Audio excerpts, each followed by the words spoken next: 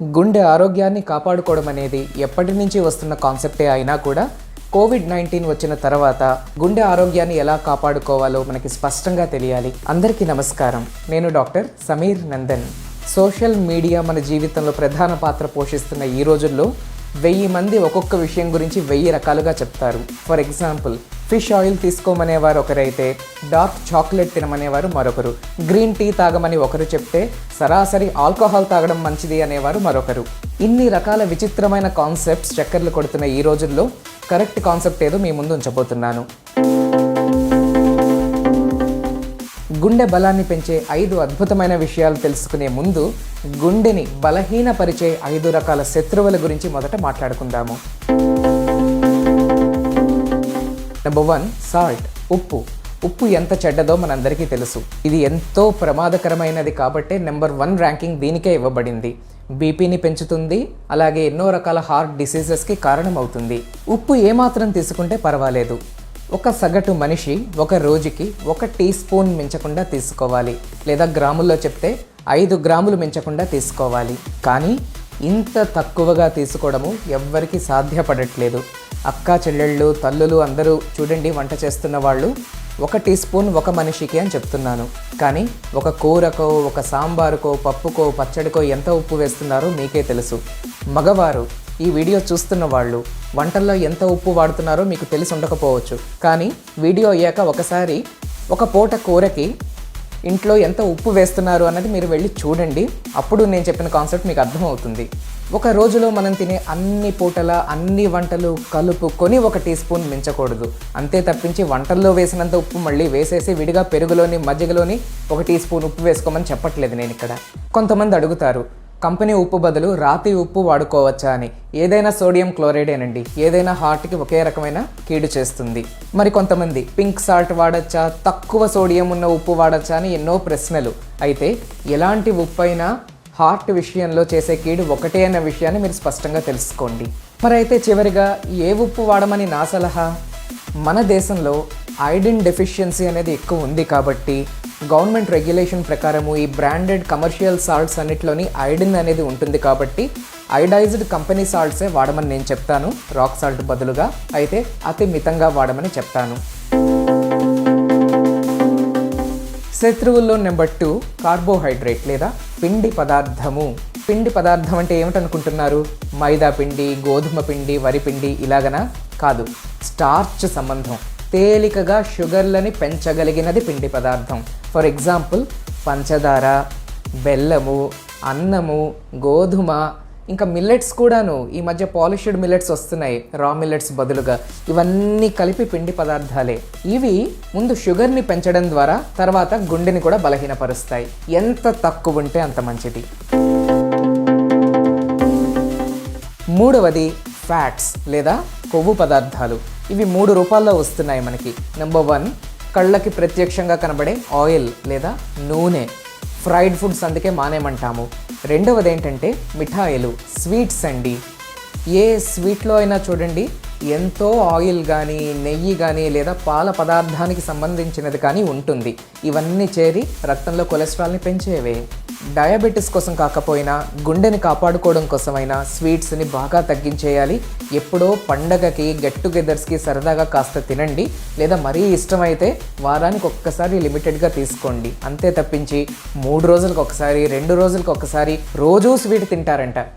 భగవంతుడే కాపాడాలి. ఇక కార్బోహైడ్రేట్ని మించి, స్వీట్స్ని మించి అత్యంత ప్రమాదకరమైనది నాన్ వెజ్, మాంసాహారం. అన్ని రకాల నాన్ వెజ్ ఫుడ్, చేపలు, రొయ్యలు, పీతలు, ఇంకా చికెన్, మటన్, పోర్క్ అన్ని రకాలు గుండెకి పెను భారాన్ని కలుగజేస్తాయి. అవకాశం ఉంటే పూర్తిగా నాన్ వెజ్ విడిచిపెట్టగలిగితే అద్భుతమే. మీ గుండె చాలా పవర్ఫుల్గా ఉండబోతోంది. మరీ అది విడిచి ఉండలేకపోతున్నారనుకోండి, ఎంత తగ్గిస్తే అంత మంచిది. సాధారణంగా వారానికి ఒక్కసారి ఏమాత్రం లిమిటెడ్గా తీసుకుంటే పర్వాలేదు. తీసుకునే దాంట్లో కూడా ఏమాత్రం ఫిష్ కానీ లేదా స్కిన్లెస్ చికెన్ కానీ పర్వాలేదు. మిగతా అన్ని వెరైటీస్ భారతీయులని, ఎస్పెషల్లీ ఏషియన్ ఇండియన్స్ని ముప్పతిప్పలు పెడుతున్నాయి. గుండెపోటు తెచ్చుకున్న తర్వాత మానేస్తున్నారు. దాని బదులు ముందే కాస్త జాగ్రత్త పడితే గుండెపోటు రాకుండా చూసుకోవచ్చు కదా.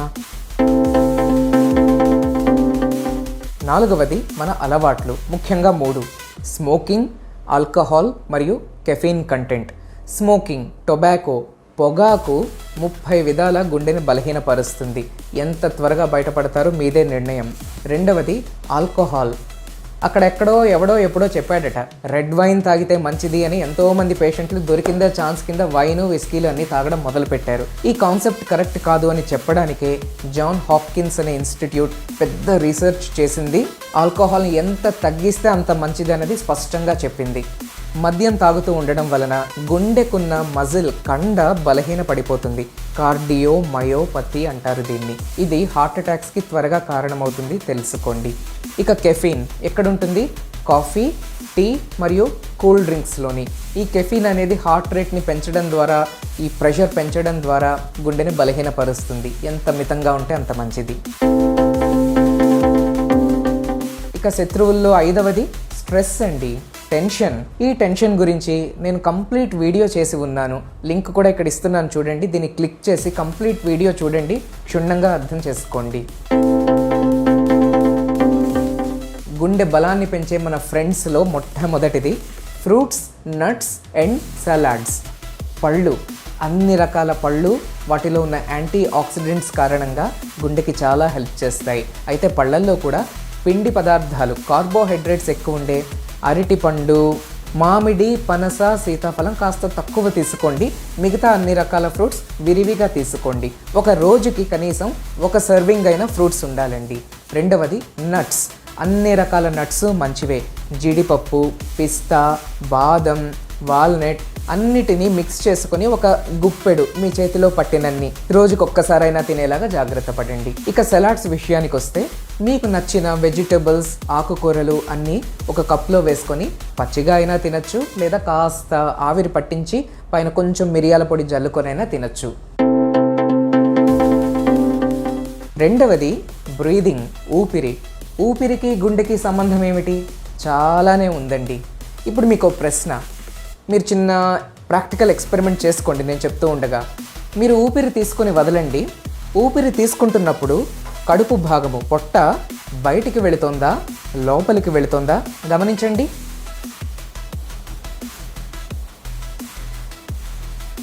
ఊపిరి తీసుకుంటున్నప్పుడు మీ పొట్ట లోపలికి వెళుతోంది అంటే మీరు తప్పుగా శ్వాసిస్తున్నారు.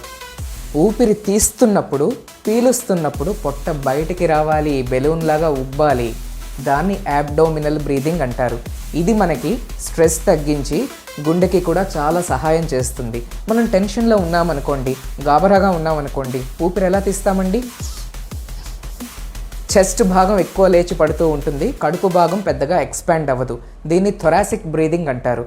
ఇది గుండెకి మంచిది కాదు. హాయిగా రిలాక్స్డ్గా థొరాక్స్తో పాటు కడుపు భాగం కూడా బెలూన్ లాగా ఇలా ఉబ్బి కిందకు వస్తుంది అనుకోండి. ఈ అబ్డోమినల్ బ్రీదింగ్ అనేది గుండెకి గొప్ప బలాన్ని ఇస్తుంది. ఎప్పుడు చేయాలి ఇది? ఫుల్ టైం, ఎనీ టైం, రోజులో ఎప్పుడైనా, ఎంతసేపు అయినా.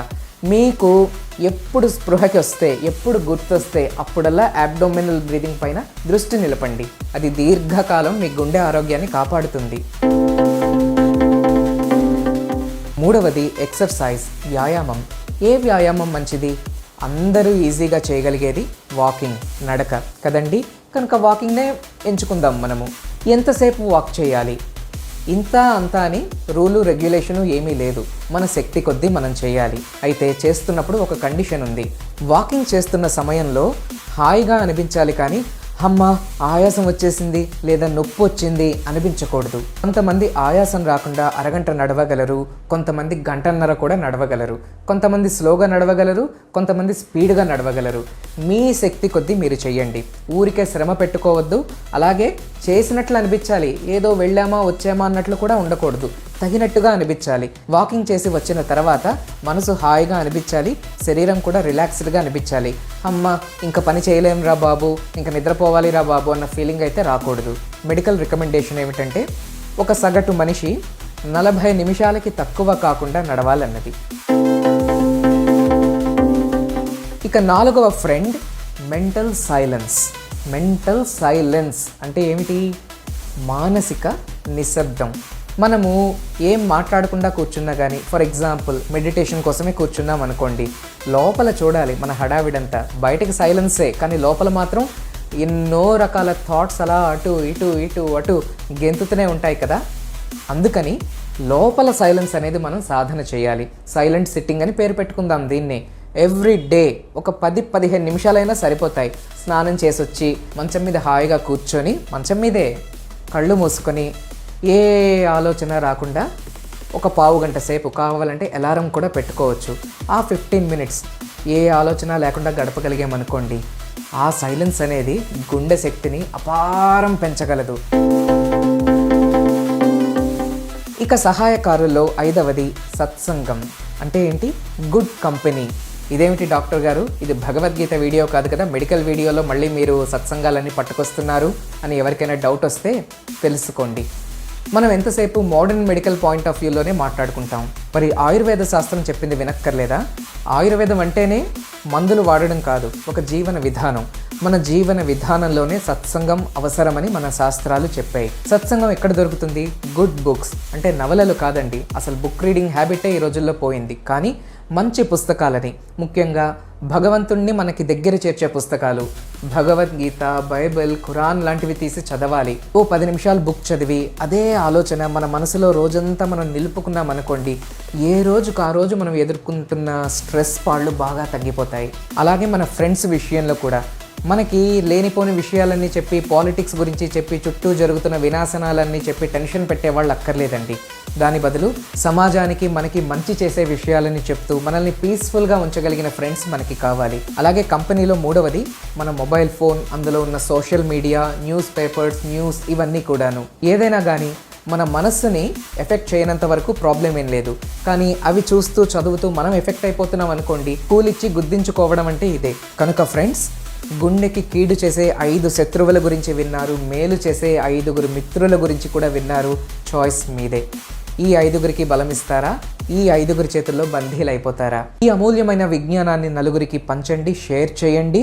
ఆరోగ్యవంతమైన కుటుంబం కోసం, సమాజం కోసం మీ వంతు పాత్ర మీరు కూడా పోషించండి. మరొక మంచి వీడియోతో మీ ముందుకు వస్తాను. అంతవరకు టేక్ కేర్. నమస్తే.